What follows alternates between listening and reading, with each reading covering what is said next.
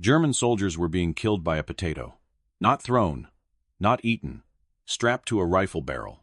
It didn't make the shot silent, it made the battlefield unreadable.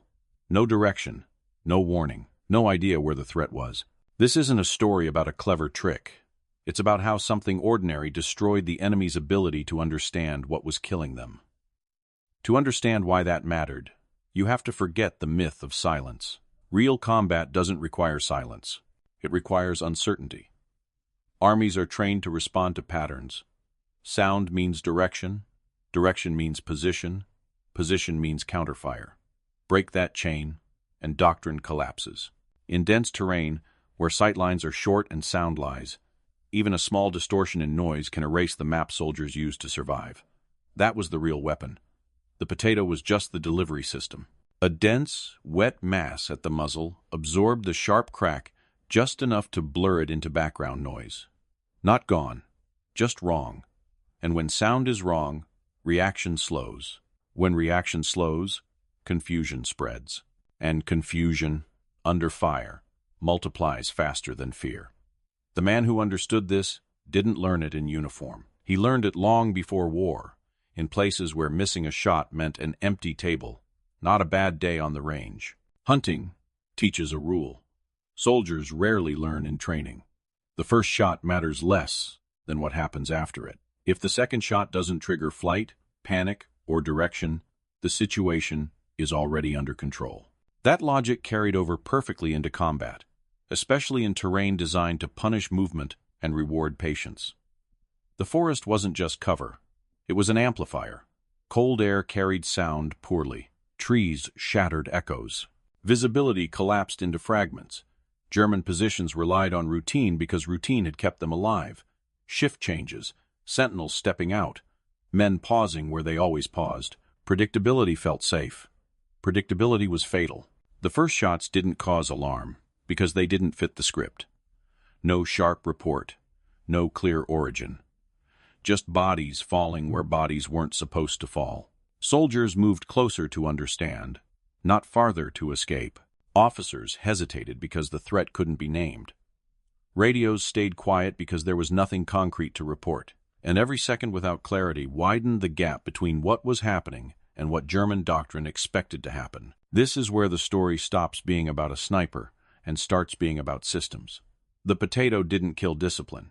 It exposed how fragile it was when information failed. Because once an army cannot explain what is killing its men, it cannot command them. And once command falters, even the strongest position becomes hollow. In the next part, we'll see how this moment of confusion didn't just produce kills. It opened a window that entire units were never meant to survive, and why the enemy would misread the lesson until it was far too late. Once confusion took hold, the battlefield stopped behaving like a battlefield. German defensive doctrine was built on a simple, almost mechanical sequence. A shot is fired. The sound reveals direction. Direction suggests distance. Distance defines a firing point, and that point becomes a target for counterfire. Everything from individual reactions to unit-level decisions depended on that chain remaining intact. What the potato did was not remove sound, but deform it just enough to break the chain at its weakest link. The shot no longer pointed back to its origin. It floated. It blended. It arrived without context. And without context, doctrine became guesswork. The first German soldiers to fall were not alarming on their own. In dense forest terrain, men slipped, fainted, suffered accidents. War produces death even without enemy action. What made this different was repetition without explanation. One man down could be ignored. 2. Raised questions. 3. Falling in different spots with no audible source. Created a problem no field manual addressed. Soldiers did what humans always do when faced with something they cannot categorize. They tried to understand it before they tried to escape it. That instinct was fatal. Each attempt to investigate exposed another body. Each body reinforced the wrong conclusion that this was not a conventional attack. The shooter understood this psychology instinctively. Years of hunting had taught him that animals do not flee at the first anomaly. They flee when the anomaly resolves into a threat. A snapped branch is nothing. A repeated pattern is danger. The key was spacing. Shots were timed not for speed, but for plausibility. Too fast, and panic would force immediate withdrawal. Too slow, and officers might regain control. The rhythm he chose kept German soldiers in the worst possible state. Concerned, but not convinced. Alert, but not decisive. And hesitation, under observation, is exposure. Target selection followed the same logic. The first shots removed sentries whose absence would be noticed but not immediately interpreted as hostile action. The next removed those who approached to check on them. Only later did the shooter begin selecting men whose behavior indicated authority officers, radio operators, anyone whose presence might stabilize the situation. This was not random lethality. It was structural damage. Each shot degraded the enemy's ability to process information. Communication slowed. Orders contradicted each other. Small unit leaders stopped trusting their own assessments because nothing they observed matched what they had been trained to expect. From the German perspective, the forest itself seemed to be malfunctioning. Sound did not behave normally. Visibility offered no answers. The enemy was not where he should have been. This produced a uniquely corrosive kind of fear. Soldiers can endure known threats. Machine guns are terrifying, but they are locatable. Artillery is indiscriminate, but it follows patterns. Even snipers, once identified, can be suppressed or avoided. What they were facing now had no shape. Men were dying, but there was no narrative to attach to those deaths. Without narrative, morale collapses quickly. Soldiers stopped exposing themselves even briefly. Routine tasks were delayed or abandoned. Wounded men were left unattended because movement felt more dangerous than inaction. On the American side, the implications unfolded just as quickly. The patrol had been sent to observe, not engage. But as the minutes passed, it became clear that something far larger than reconnaissance was happening. German positions that had resisted direct assaults for weeks were losing cohesion without a single American squad advancing. This was the moment where a tactical anomaly became an operational opportunity. The patrol leader faced a choice every commander dreads: obey orders written for a situation that no longer existed, or adapt to reality before it closed. That decision was only possible because the enemy's reaction time had been stretched. Confusion buys time. Time creates options. In a normal engagement, advancing into a fortified position without preparation would be suicidal. Here, it felt almost anticlimactic. The Germans were still present, but mentally absent. Some had fled. Others remained in bunkers, unwilling to expose themselves. A position that should have required overwhelming force was taken by a handful of men simply walking forward. This is the moment the story stops being about individual skill and becomes about systems failing under unexpected pressure.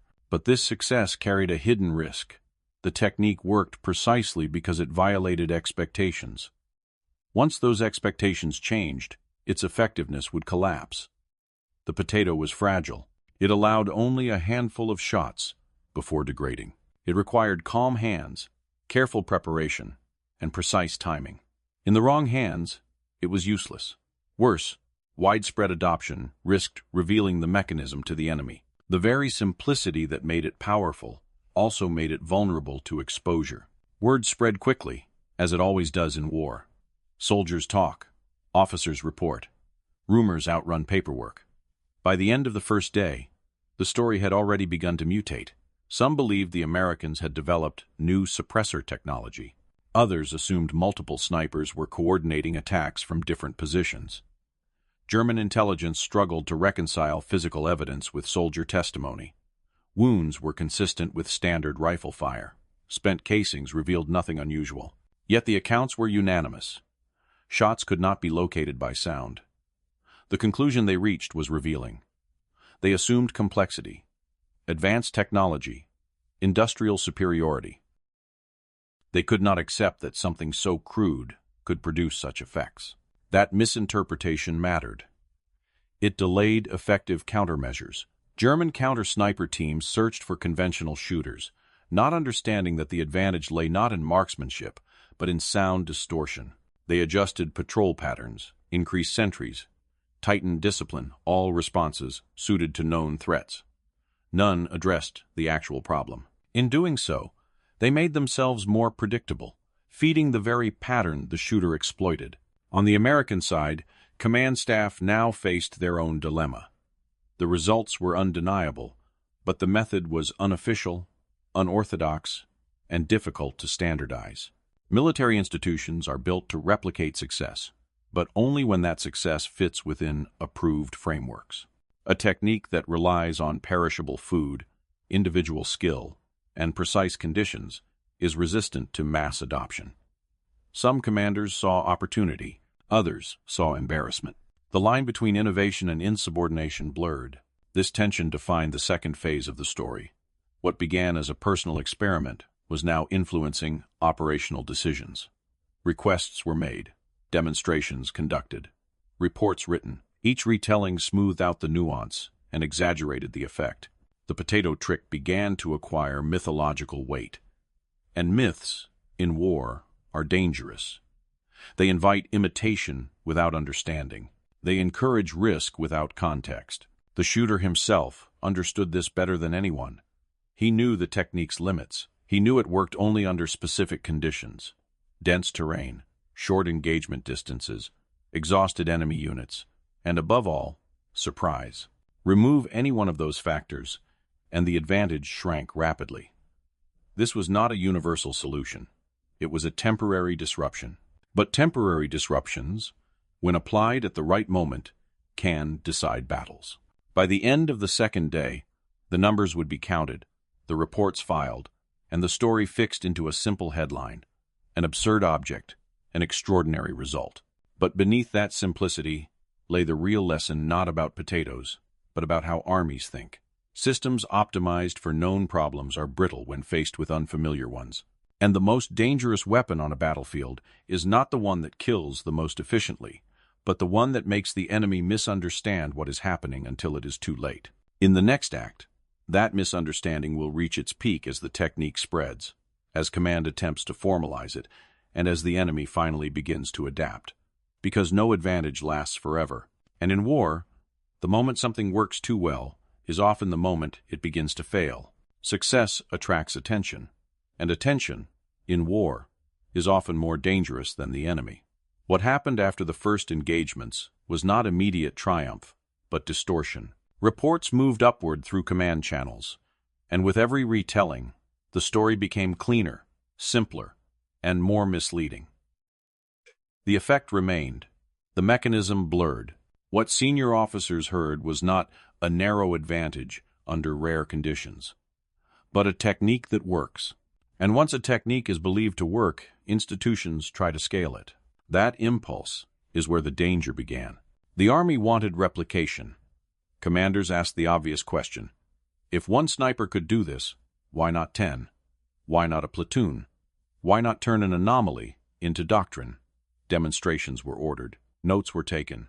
The trick was explained in practical terms: dense material at the muzzle, limited shots, reduced sound signature. On paper, it looked straightforward.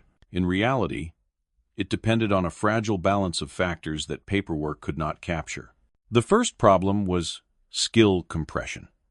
What Jones did effortlessly came from thousands of hours of unconscious calibration, judging sound delay, reading terrain, spacing shots, controlling tempo. Other snipers were excellent marksmen, but marksmanship was not the deciding factor. Timing was.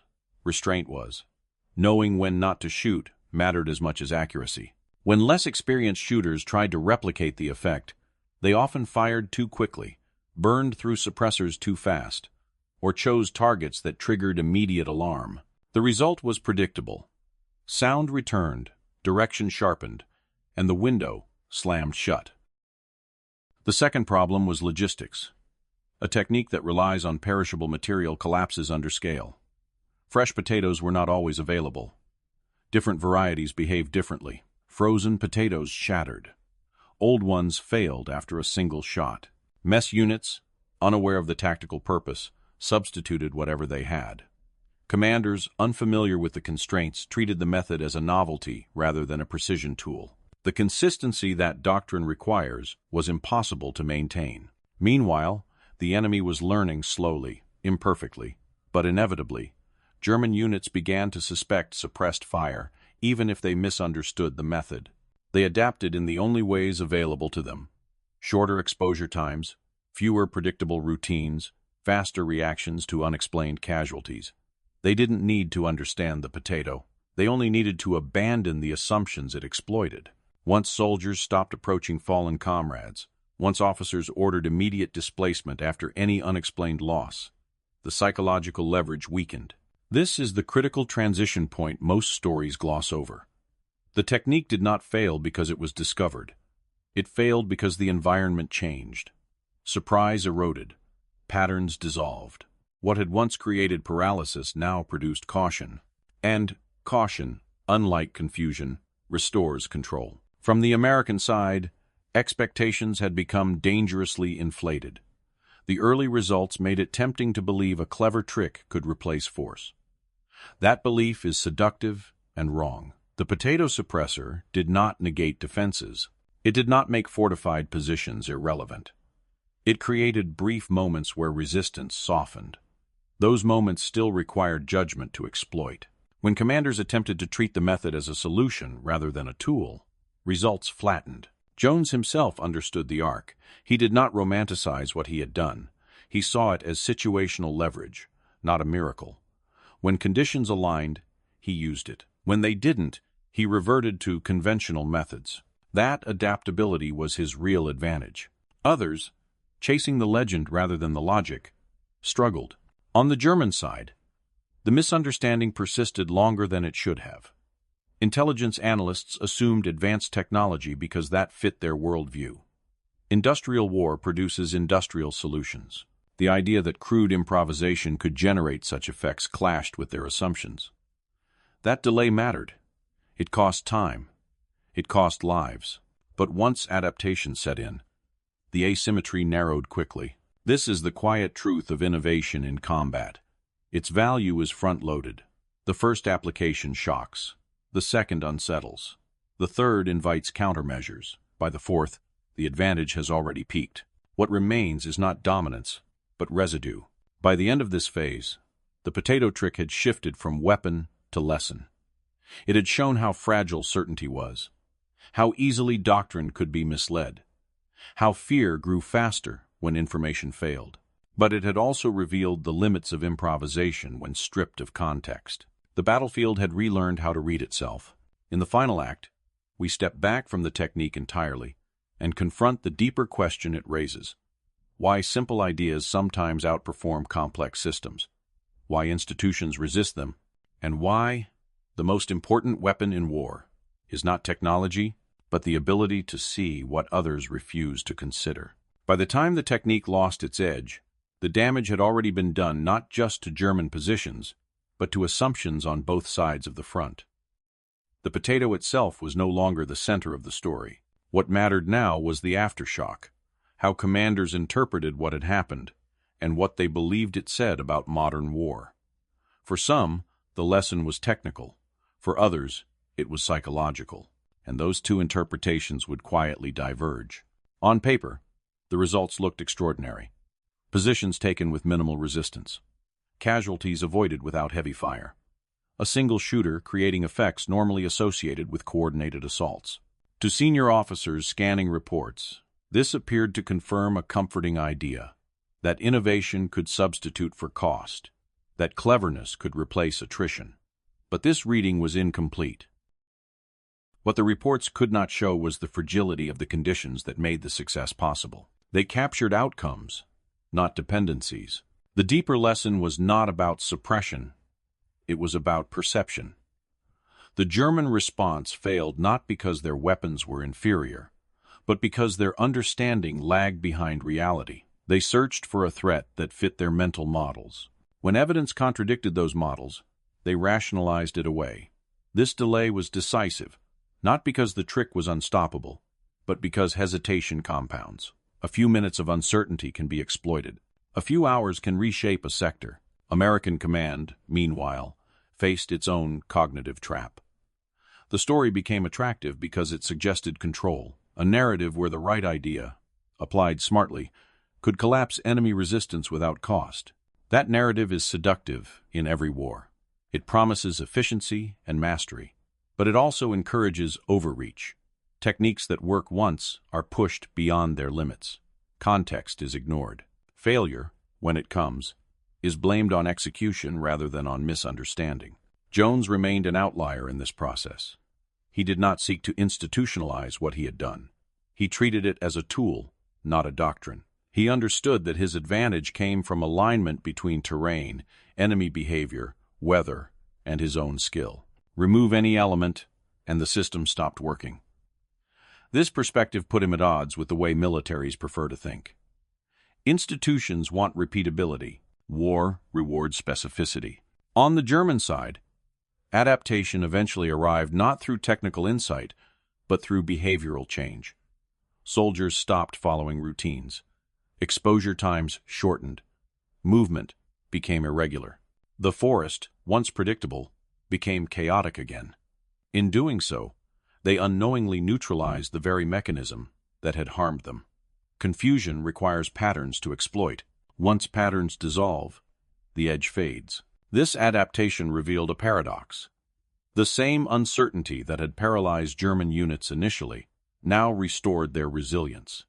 By abandoning expectations, they regained control. This is a recurring cycle in conflict.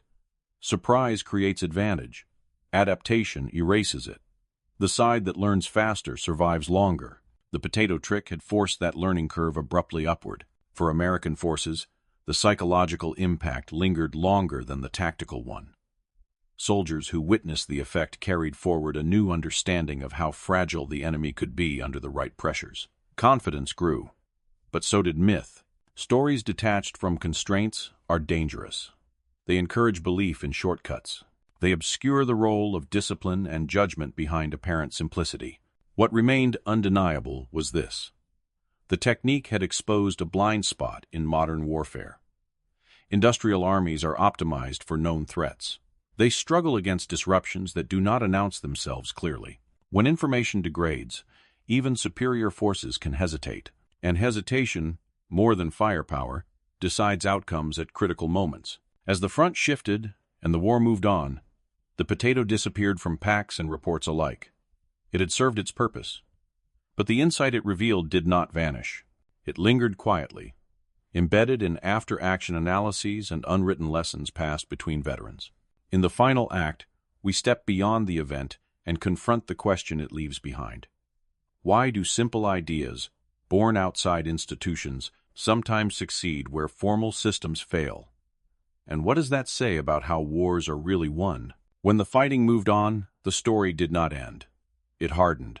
What had been a narrow, situational advantage was slowly compressed into a symbol. And symbols, unlike tactics, are easy to remember and dangerous to misunderstand. Long after the conditions that made the potato trick effective had disappeared, the idea of it remained passed between units, retold in briefings, reshaped in memory.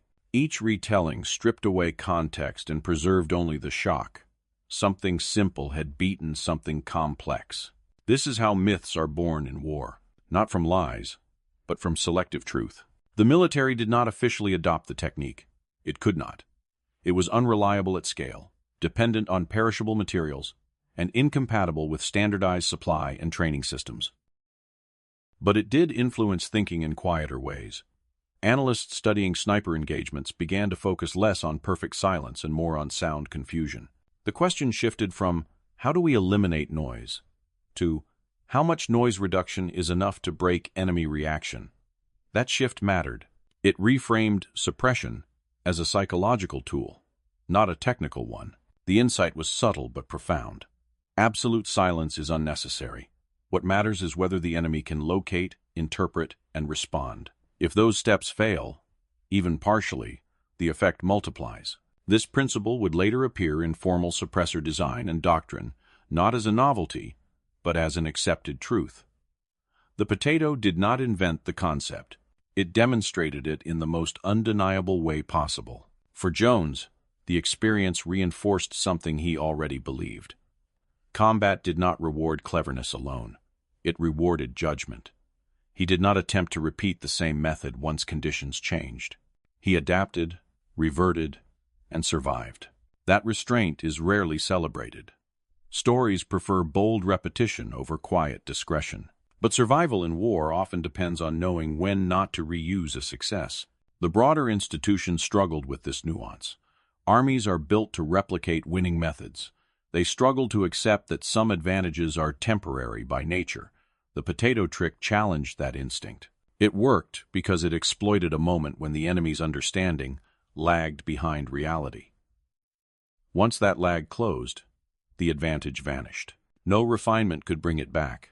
On the German side, the episode left a different scar. It reinforced an uncomfortable lesson. Technological superiority does not guarantee cognitive superiority. The assumption that innovation must come from laboratories, not individuals, delayed adaptation. That delay cost lives. But it also reshaped future caution. Afterward, unexplained events were treated with more urgency. Anomalies were no longer dismissed as accidents. The environment itself was no longer trusted. This change, while defensive, restored balance. The battlefield became legible again. Not safer, just understandable. And understanding, even of danger, is stabilizing. Soldiers fight better when they know what they are facing. Confusion is most lethal when it is new. The true legacy of the potato trick lies here. It revealed that war is not solely a contest of weapons, but of interpretation. The side that frames events faster, that names the threat sooner, gains the initiative. When naming fails, power drains away. That is why the first phase was devastating, and the later phases were not. The enemy had learned how to describe what was happening, even if they never fully grasped how it worked. As the war drew toward its end, the technique faded from use. Supplies shifted, terrain changed. The conditions that had amplified its effect no longer existed. Jones continued fighting, but nothing he did afterward carried the same strange imprint. Not because he had changed, but because the war had. In the final act, we step back from the battlefield entirely. We ask why this story continues to resonate decades later and what it reveals about innovation, institutions, and the uncomfortable truth that sometimes the most effective solutions are ignored precisely because they are too simple to be believed. When the noise fades and the numbers stop mattering, what remains is the lesson most armies struggle to accept. The potato was never the point. It was a stress test, a crude, uncomfortable question thrown at a system built on assumptions. And, for a brief moment, that system failed. Modern war prides itself on sophistication. Layers of doctrine, layers of technology, layers of procedure. Each layer is meant to reduce uncertainty, but the story you've just followed exposes the flaw in that logic. The more a system depends on assumptions being true, the more vulnerable it becomes when one of them breaks. German doctrine assumed sound would behave predictably. When it didn't, the response machinery stalled, not because soldiers were weak, but because the system guiding them no longer matched reality. This is why the effect was so disproportionate. A small disruption created a cascade. Not firepower overwhelming defense, but misunderstanding overwhelming decision-making. The battlefield did not become more dangerous because the weapon was stronger. It became dangerous because meaning disappeared. Men didn't know what was killing them, how many attackers there were, or what action would make things safer. In that vacuum, fear was not the killer. Delay was. The American side learned something equally important, though less comfortable. Innovation is not about clever ideas. It is about alignment. The potato worked because terrain, weather, enemy behavior, and individual skill briefly lined up. Remove any one of those, and the result collapses. When institutions ignore that dependency, they chase ghosts. They try to turn moments into methods, anomalies into doctrine. And when that fails, they blame execution instead of context. Jones himself understood this instinctively. He did not see what he did as genius. He saw it as problem-solving under constraint, a temporary answer to a temporary situation. That mindset is rare in organizations that crave permanence. But war does not reward permanence. It rewards timing. The Germans eventually adapted, not by understanding the potato, but by abandoning the assumptions it exploited. They stopped trusting routines. They treated anomalies as threats. Once they did that, the advantage disappeared. The same battlefield that had become unreadable slowly regained structure. Not safety, structure. And structure is enough to fight back. This is why the story endures.